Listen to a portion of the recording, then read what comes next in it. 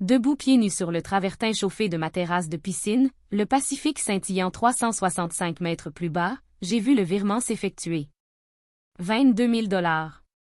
C'était la somme que mon beau-père, celui que j'étais censé appeler papa, m'avait dit qui empêcherait son garage d'être saisi par le créancier. La petite coche est apparue. Envoyé. J'ai expiré. 3 secondes plus tard, mon téléphone s'est rallumé. J'ai supposé que c'était lui, et j'ai supposé qu'il allait me dire quelque chose que je pourrais garder précieusement en moi pendant la semaine à venir, comme une petite boule de neige. Pierre. Au lieu de cela, j'ai lu ceci: le brunch de Pâques aura lieu à la maison. Juste la famille cette année. Renée amène le nouveau-né et elle souhaite que les photos soient authentiques. J'espère que vous comprenez. Pâques. Brunch. Famille. Authentique. Je l'ai lu 3 fois. Je portais un peignoir en lin par-dessus un maillot de bain que je n'avais pas encore enfilé, et de la condensation ruisselait sur le bord d'un verre d'eau gazeuse posé sur la petite table d'appoint. Un colibri butinait le bougainvillier derrière moi. Et je l'ai lu 3 fois, car les mots se réarrangeaient sans cesse pour exprimer d'autres cruautés. Juste une question de sang, après 22 000 $. Authentique, après avoir co-signé le bail de sa boutique à 22 ans, follement amoureuse. J'espère que vous comprendrez, après 31 ans à faire semblant qu'il me voyait. Je m'appelle Reine. J'ai 31 ans, et avant de vous raconter exactement ce que j'ai fait à cet homme, à ma demi-sœur et à la version de moi-même qui a passé toute sa vie d'adulte à acheter de l'affection, je veux que vous. Pourriez-vous me rendre service? Laissez un commentaire pour me dire d'où vous écoutez et quelle heure il est chez vous.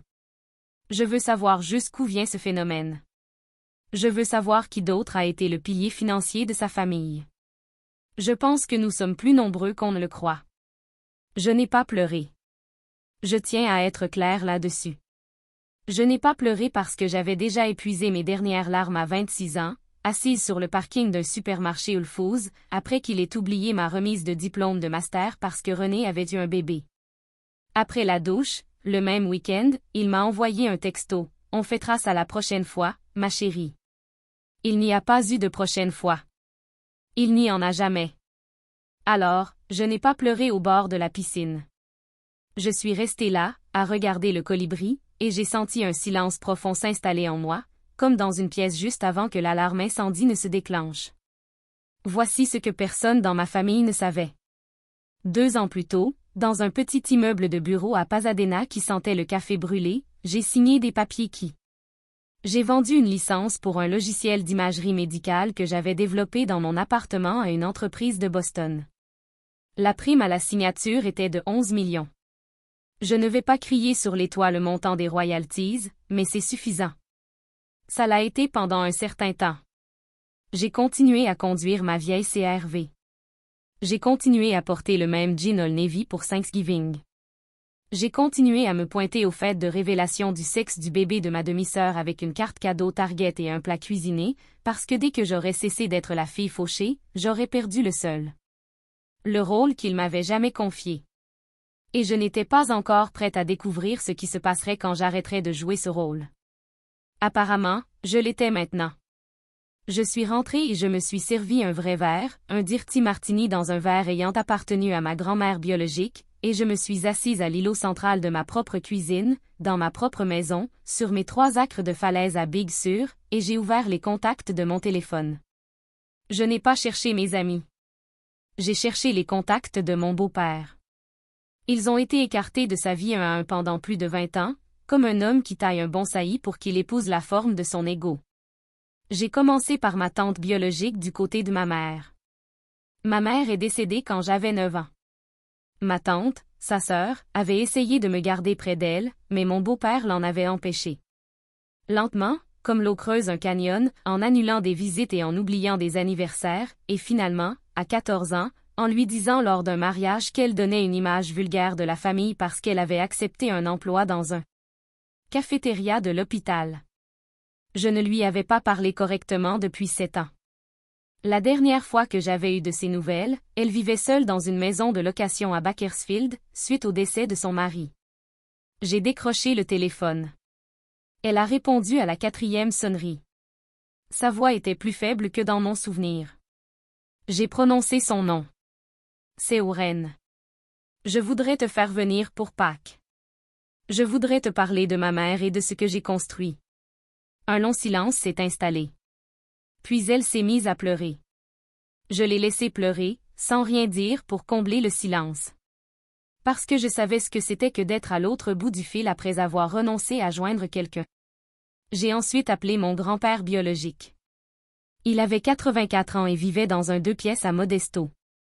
Mon beau-père l'avait banni des fêtes de Noël il y a 10 ans parce qu'il portait une casquette de vétéran du Vietnam à dîner, ce que mon beau-père trouvait inconvenant. Puis j'ai appelé la famille qui habitait à côté de chez nous quand j'étais petite, ceux qui avaient la piscine et le Golden Retriever, ceux de mon beau-père. Il a intenté un procès en 2009 pour une bande de gazon et un tuyau d'arrosage, simplement parce qu'il appréciait le fait d'avoir un avocat à sa disposition. J'ai appelé la meilleure amie de ma mère à la fac, celle qui était officiellement ma marraine, mais qui avait été complètement mise à l'écart au point que j'avais cru un temps qu'elle était morte. J'ai appelé la femme de ménage, Marisol, qui m'avait élevée de 9 à 15 ans, qui préparait mes déjeuners et me tressait les cheveux, et que mon beau-père avait renvoyée sans préavis lorsqu'elle avait enfin demandé une augmentation après 8 ans. J'ai appelé 11 personnes. Cet après-midi-là, 8 personnes ont accepté immédiatement. 2 autres ont dit oui après avoir pleuré un moment. L'une d'elles, ma marraine, m'a demandé « Ma chérie, tu as des ennuis? C'est un adieu? » J'ai dû rire et lui dire non. C'était un nouveau départ. C'était le début d'une nouvelle vie. J'ai réservé des billets d'avion en première classe. J'ai envoyé des voitures avec chauffeur. J'ai fait venir une styliste chez ma tante à Bakersfield et un tailleur chez mon grand-père. J'ai annoncé la nouvelle à la chef avec qui je travaille, une ancienne gérante du restaurant.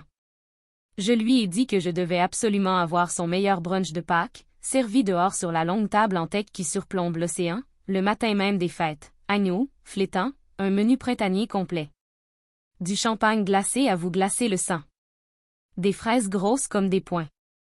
Je lui ai précisé qu'il y aurait 12 invités, les plus importants que j'ai jamais reçus. Pendant ce temps, mon beau-père m'a envoyé 3 autres messages, car il pressentait quelque chose. Les choses changeaient et il ne savait pas quoi. La première a dit « Tu nous manques ». La deuxième a dit « René espérait que tu pourrais lui envoyer quelque chose par Venmo pour la tenue de Pâques du bébé, genre 400. » Elle était à court d'argent. La troisième a dit « Ne sois pas bizarre avec cette histoire de brunch. C'est plus simple comme ça. » Je n'ai pas répondu. J'ai continué à prendre des réservations. Le matin du dimanche de Pâques, je me suis réveillée à 6 heures. Le brouillard planait sur l'eau comme un animal endormi. J'ai fait du café. J'ai fait le tour de la propriété. Le chef. Nous sommes arrivés à 7 heures.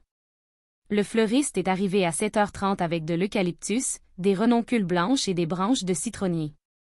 Ma tante a été la première invitée à arriver, à l'arrière d'une berline noire. Lorsqu'elle est descendue sur le gravier et a levé les yeux vers la maison, elle a posé une main sur sa poitrine et a dit « Oh, ma chérie ». Elle n'a rien dit d'autre. Elle a simplement gardé la main là.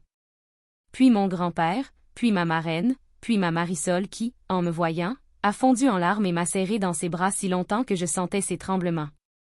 Puis les anciens voisins, puis la colocataire de ma mère à la fac.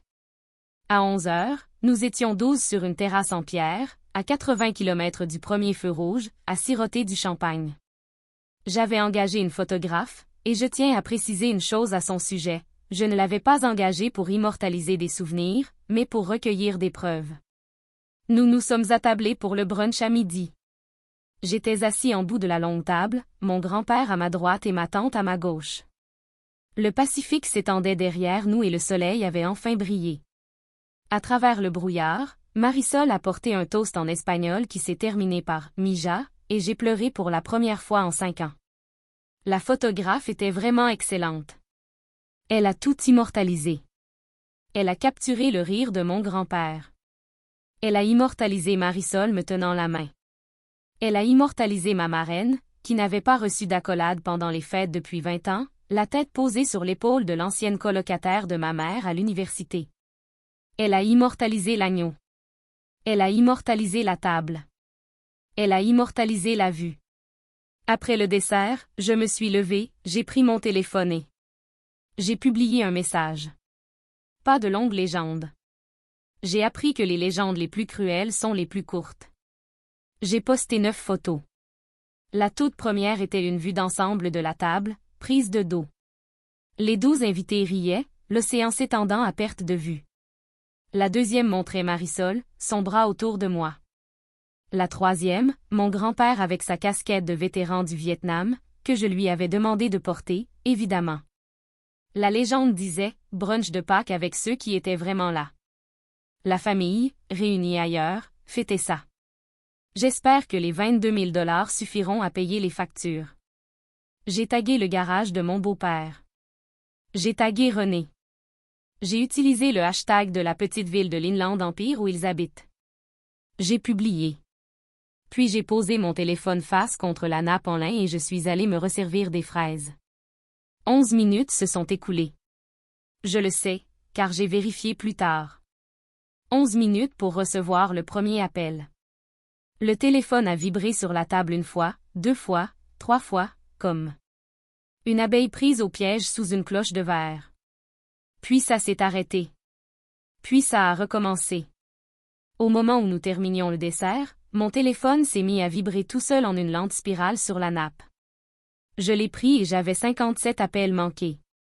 57, de lui. De René. Du mari de René. D'un numéro inconnu qui s'est avéré être celui de la belle-mère de René. Du frère de mon beau-père à Tucson, à qui je n'avais pas parlé depuis 9 ans, qui avait apparemment été réveillé par une conversation de groupe et envoyé en urgence. J'ai joué le jeu. Des messages vocaux sur le haut-parleur. Je l'ai fait exprès. Mes invités méritent de les entendre. Ils méritent d'entendre la bande-son de la famille qui les a poussés hors de leur siège pour que moi, le portefeuille, je puisse m'asseoir plus près du bout de la table. Le premier message était mon beau-père, avec sa voix de négociateur. Reine, ma chérie, je crois qu'il y a eu un malentendu. On appelle René. On dit des choses. Enlève cette publication et on en parlera comme des adultes. Le deuxième message a duré 12 minutes. Plus tard, la voix qui concluait l'affaire avait disparu. Espèce d'ingrate, tu n'as aucune idée de ce que tu as déclenché. La belle-mère de René vient de l'appeler. Elle pense qu'on est ruiné. Tu nous as pris quelque chose aujourd'hui. Supprime ce message immédiatement. Le troisième message vocal était celui de René. René hurlait. Tu impliques Marisol là-dedans? Marisol? C'est la femme de ménage. Reine, qu'est-ce qui te prend? Pourquoi y a-t-il un vignoble derrière elle? Pourquoi y a-t-il un vignoble derrière elle? Je veux que tu comprennes, je n'ai rien ressenti. En écoutant ces messages vocaux, je n'ai rien ressenti du tout, si ce n'est une sorte de clarté fraîche et limpide, comme si l'on rinçait une plaie. René ne criait pas parce que je lui manquais. René criait parce que l'histoire qu'elle racontait sur moi depuis 15 ans, la demi-sœur sans le sou, l'échec professionnel, la mise en garde venait d'être révélée comme un mensonge devant tous ceux dont l'opinion comptait pour elle. Sa belle-mère, ses amis du club de golf, le cabinet d'avocats de son mari. Ils avaient manipulé le récit. J'avais accepté. Le récit. Ils n'arrivaient pas à le comprendre. J'ai mis mon téléphone en mode « ne pas déranger », et je suis retournée auprès de mes invités. Nous avons regardé le soleil commencer à se coucher sur l'eau. Ma tante m'a raconté des histoires sur ma mère que je ne connaissais pas.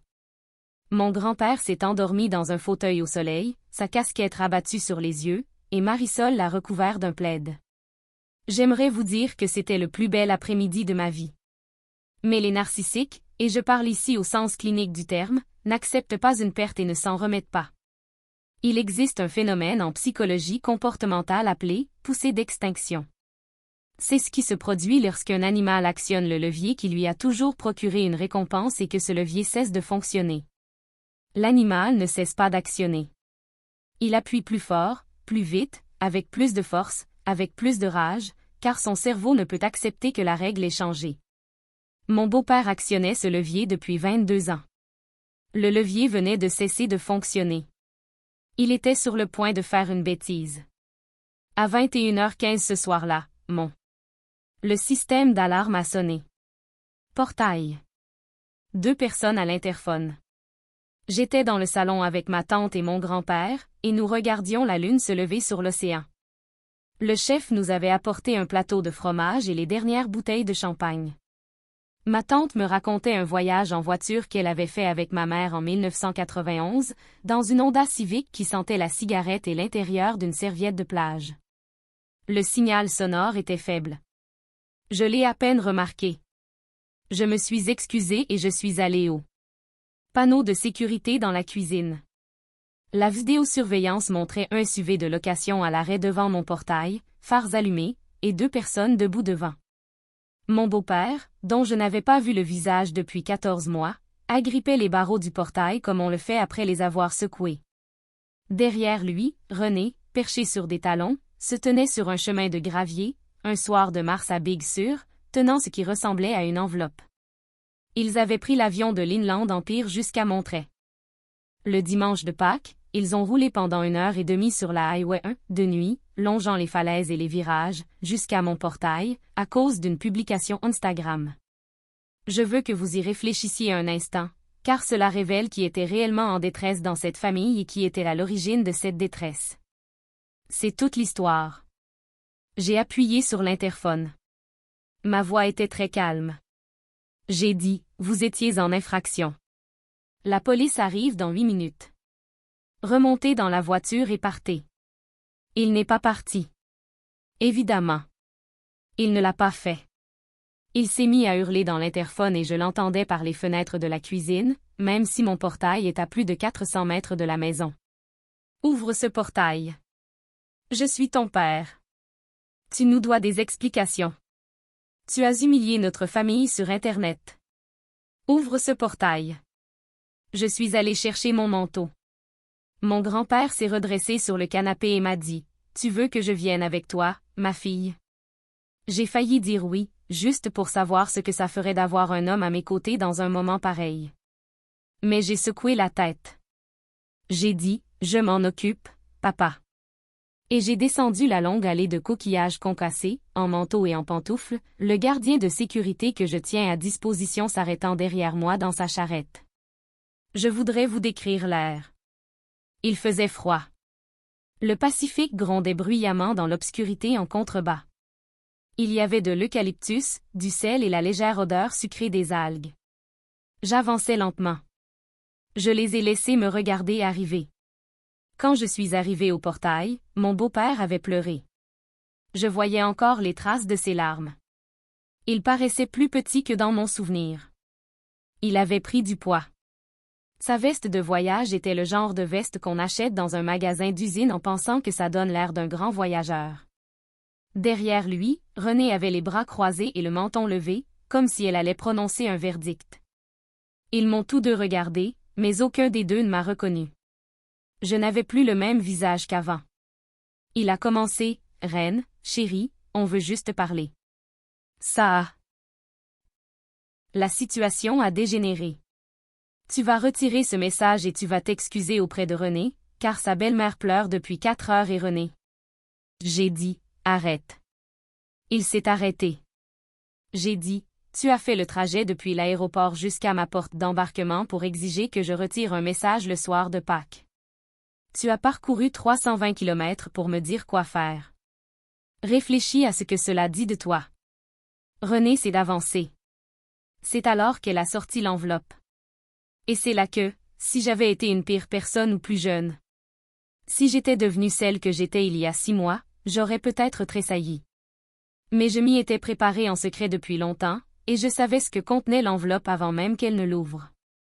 Elle dit, nous avons apporté quelque chose. Papa et moi voulons que tu y jettes un œil avant de faire ton suffisant. Elle sortit un document agrafé. Elle le présenta au portail, dans la lumière des phares, pour que je puisse voir le cachet du notaire. Te souviens-tu d'avoir signé ça, Warren, quand tu avais 17 ans? Quand tu faisais ta demande d'admission? Les études supérieures? Quand papa s'est porté garant pour tes prêts étudiants? Je m'en souviens. C'était un bout de papier que mon beau-père m'avait présenté comme un contrat de partage des responsabilités familiales. Il m'avait dit que chaque enfant de la famille le signait à ses 17 ans. Il m'avait expliqué que ça concernait les corvées, le couvre-feu et le respect de la maison. Il avait insisté bizarrement pour que ce soit fait devant un notaire, qui s'est avéré être son ami Gary, du club des Elks. J'avais cru que c'était une façon de contrôler, d'exercer un pouvoir, une mise en scène. Je l'ai signé dans la cuisine avec un stylo bic parce que je voulais qu'il signe mon formulaire FAFSA le lendemain matin. René a lu, tout revenu, propriété intellectuelle ou bien généré par le sous-signé pendant sa période de résidence à charge au domicile familial sera considéré comme un bien commun de la famille et ne pourra être aliéné sans le consentement du chef de famille. Elle a baissé le papier. Elle a souri. Elle a le sourire de mon beau-père, c'est-à-dire sans chaleur, juste les dents.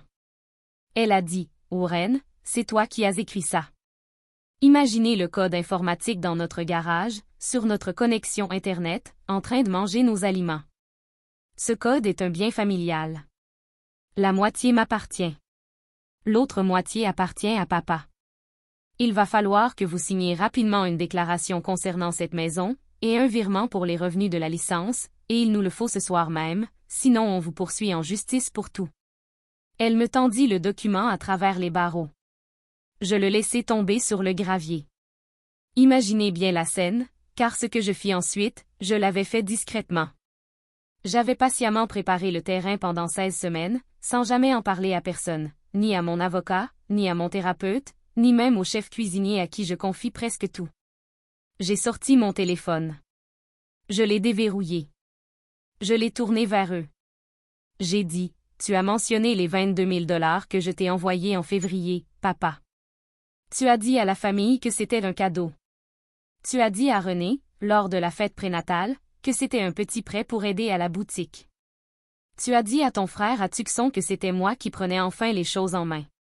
Laisse-moi te montrer quelque chose. » J'ai fait glisser mon doigt sur l'écran. J'ai consulté le relevé de virement. J'ai dit, « Lisez le nom du bénéficiaire. » Il a plissé les yeux à travers les barreaux. Les phares étaient derrière lui. Il a dû se pencher. Le bénéficiaire n'était pas lui. C'était une petite société de financement commercial à Riverside. Il s'est figé. J'ai dit, « Votre créance est détenue par cette société. » Elle l'était. Ils essaient de la vendre au noir depuis novembre parce que vous avez manqué 9 paiements consécutifs et que la banque voulait se débarrasser du prêt. Le bilan avant la fin de l'exercice. Les 22 000 $ n'étaient pas de papa. C'étaient les frais de clôture de la session. J'ai racheté la créance en février. Je suis titulaire d'un privilège sur votre atelier, votre matériel, votre stock et la bande de terrain sur laquelle il est situé depuis 6 semaines. J'ai laissé planer le doute. Il a dit, « Ce n'est pas légal. » Vous ne pouvez pas, j'ai répondu, « Bien sûr que c'est légal. » C'est l'opération la plus banale du financement commercial. Si vous manquez suffisamment de paiement, la banque. Je t'aimais, et ils ont vendu ta dette au plus offrant. Le plus offrant, c'était moi. J'ai utilisé une SARL Holding dont le nom n'apparaissait pas. Cette SARL t'a envoyé une lettre de suspension de paiement le 1er mars, ce qui explique la suspension de ta procédure de saisie. J'allais te laisser traverser l'année. Je n'allais jamais te le dire. Je n'allais jamais te le dire. J'allais te laisser garder ton magasin, papa, parce que quelque part, pour une raison ou une autre, je t'aimais encore. Jusqu'à ce soir. J'ai tapoté l'écran de mon téléphone. J'ai dit, je viens de lever le. De la patience. Il a émis un son. Je ne le décrirai pas. Je me suis tournée vers René. Elle tenait l'enveloppe Kraft à côté d'elle et était devenue livide. J'ai dit, et vous? Le contrat que vous venez de me brandir, signé à 17 ans par un mineur en Californie, où l'âge légal de la capacité juridique pour ce type d'accord de transfert d'actifs est de 18 ans, où tout prétendu transfert de propriété intellectuelle post-acquisition exige non seulement la signature d'un adulte, mais aussi une contrepartie spécifique, ce qui n'est pas le cas. Visible nulle part dans ce document. Le notaire en question, Gary, quel que soit son nom de famille, a perdu son agrément en 2014 pour falsification de sceau. J'ai fait démonter ce contrat par un avocat en 20 minutes, René. Il vaut moins que le papier sur lequel il est imprimé. Il vaut moins que le papier sur lequel il est imprimé depuis 14 ans. Tu as conduit jusqu'au bord d'une falaise en pleine nuit pour me menacer avec un bout de papier sur lequel je pourrais me moucher. Elle a commencé à dire quelque chose. J'ai levé la main. J'ai dit, et une dernière chose, la maison où tu as grandi, celle que papa a refinancée 2 fois ces 6 dernières années parce qu'il avait toujours besoin d'argent. Celle avec la ligne de crédit hypothécaire qu'il a utilisée pour financer ton mariage. Il a manqué un paiement en janvier. Un autre en février. Le prêt hypothécaire est détenu par une caisse de crédit régionale qui n'apprécie pas les retards de paiement. Je suis en contact avec leur service des actifs spéciaux depuis le 2e retard. J'ai finalisé le remboursement de ce prêt ce matin à 7 heures, heure du Pacifique. C'est pour ça que j'avais versé. Je me suis offert un martini au brunch. La maison de ton père m'appartient, René. Son magasin m'appartient. Je suis propriétaire du prêt hypothécaire qui a servi à payer ta bague de fiançailles. À partir de cet instant, chaque toit, chaque mur, chaque structure financière derrière laquelle ta famille s'est cachée m'appartient. J'ai tapoté une dernière fois mon écran. J'ai dit, et je viens d'envoyer l'avis d'accélération pour les 3. Les phares du SUV de location étaient le seul bruit. Le moteur tournait au ralenti, le gravier crissait sous les roues de mon beau-père. Il s'assit. Il s'assit sur le gravier, vêtu de sa veste de magasin d'usine. Il se prit la tête entre les mains. René resta là, bouche bée, l'enveloppe pendante à ses côtés, et elle demanda de la voix la plus faible que je lui ai jamais entendue. « Où est-ce qu'on va? » Je la regardai. Je la regardai. Je la regardai. Je le regardai. Je regardai la lune se lever au-dessus des falaises derrière eux. Je dis, tu m'as dit au brunch que tu ne voulais que la famille du sang. Je ne suis pas de la famille, René. Je ne l'ai jamais été. J'étais juste le portefeuille. J'étais le co-signataire. J'étais le beau-fils que tu laissais s'asseoir à table quand les calculs l'exigeaient. Alors, retrouve ta famille. Peut-être qu'ils ont un canapé. Peut-être qu'ils ont une chambre d'amis.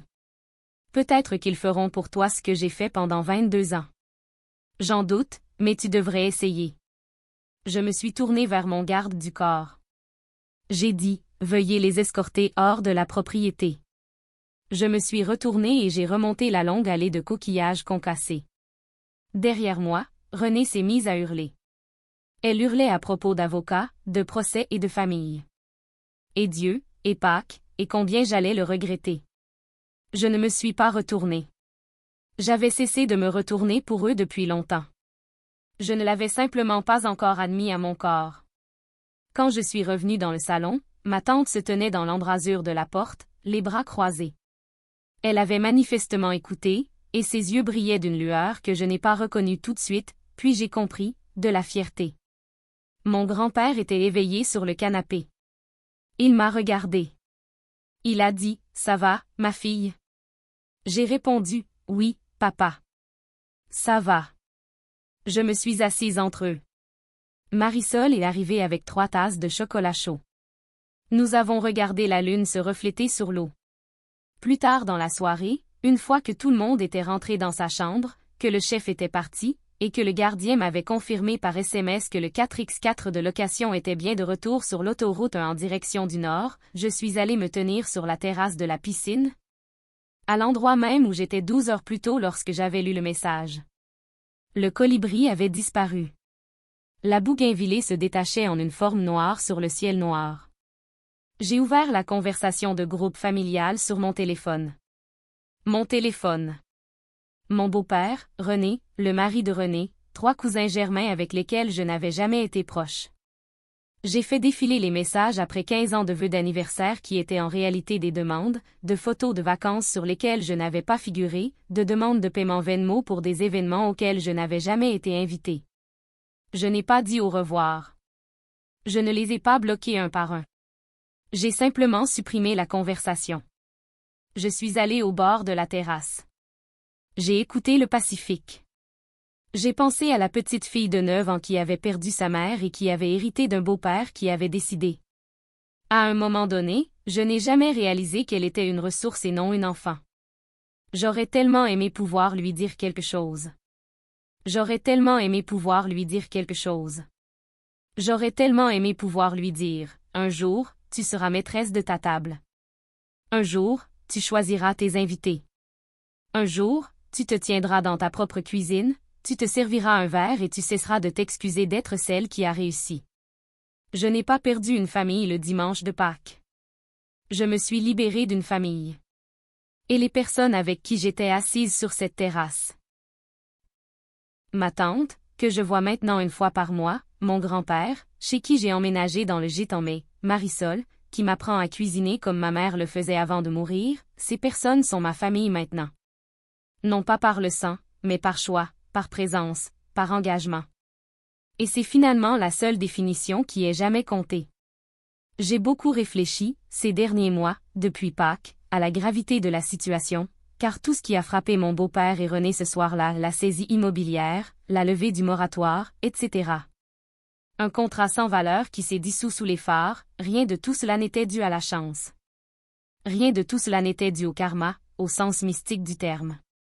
C'était simplement le coup lent, silencieux et accumulé de leur choix fait pendant 22 ans, qui a finalement atteint son terme en une seule soirée, parce que j'avais enfin cessé de payer la facture à leur place.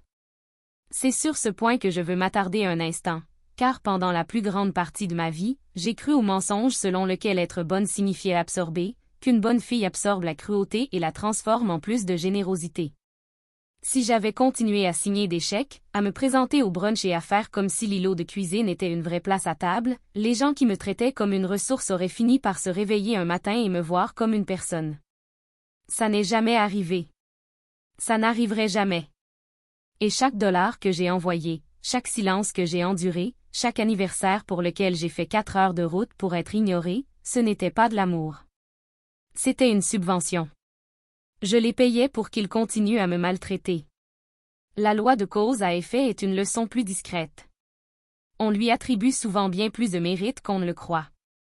Mon beau-père a manqué 9 mensualités de son prêt immobilier parce que, pendant 9 mois, il a choisi de ne pas les payer. Il n'a pas perdu son commerce par malchance. Il l'a perdu parce qu'il avait passé 20 ans à considérer chaque personne autour de lui comme une ressource renouvelable, et pas une seule d'entre elles n'a répondu à son appel lorsque son propre toit a commencé à fuir. René m'a brandi un contrat à travers un portail en fer forgé parce qu'elle avait passé toute sa vie d'adulte à croire qu'un bout de papier signé par un adolescent pouvait. Et ce qui prime sur la loi. Tous deux ont appris, le soir de Pâques, que l'univers a une mémoire plus longue qu'ils ne le pensaient. La leçon la plus difficile, celle que j'apprends encore, concerne la force. La vraie force n'est pas celle qui s'exprime bruyamment. Ce n'est pas hurler dans les bars, claquer des portes ou faire des scènes. C'est celle qui dure 16 semaines, en silence. C'est être assis dans un bureau à Pasadena à racheter la dette d'un inconnu, car cela pourrait un jour avoir son importance. C'est garder sa vieille voiture alors qu'on peut s'en offrir une meilleure, et non. Parce que tu te caches, mais aussi parce que tu n'es pas encore prêt à te battre pour ce qui t'appartient. C'est laisser ta tante pleurer longuement au téléphone sans rompre le silence. C'est descendre seul une longue allée de coquillages concassés, en pantoufles, dans le froid, pour affronter l'homme qui t'a brisé à l'âge de 9 ans, sans jamais élever la voix. Je ne crois pas avoir perdu une famille ce soir-là. Je crois avoir enfin compris que je n'avais jamais eu celle pour laquelle je jouais la comédie. La famille que j'ai maintenant, ma tante, mon grand-père et sa casquette de vétéran du Vietnam, Marisol qui tresse les cheveux de sa petite-fille comme elle tressait les miens, cette famille était toujours là. Ils étaient simplement assis dans le noir, attendant que j'allume la lumière.